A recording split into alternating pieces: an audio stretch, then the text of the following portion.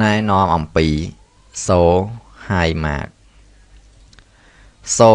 ហើយម៉ាកគឺជាការបង្ហាញឬលាក់ម៉ាកគឺនិមិត្តសញ្ញាបាទរូបនេះឯងសម្រាប់សម្គាល់ keyboard ដែលបានវាយបាទអញ្ចឹងយើងមើលរបៀបប្រើនេះអញ្ចឹងយើងសាកវាយឯកសារចូលប៉ុណ្ណឹងសិនមកបន្តមកទៀតគឺយើងចុចលើពាក្យ home រួចយកពាក្យនេះបាទសូឬក៏ហើយបាទម៉ាកអញ្ចឹងយើងคลิกលើវាទៅវាសូហ្នឹងគឺបង្ហាញនេះយើងមើលណាកន្លែងណាដក clear គឺវាតំណាងដោយអក្សរចុចនេះតំណាងដក clear ហើយនឹងសញ្ញា mark នេះគឺតំណាងឲ្យ enter បានន័យថាចុះអត់តមកគឺវាចេញសញ្ញា mark ហ្នឹងអញ្ចឹងមួយទៀតគឺសញ្ញាព្រួយនេះតំណាងឲ្យ tape អញ្ចឹងយើងសាកយក cursor មកក្រោយផុតមករួច enter រួចយើងចុច tape មួយ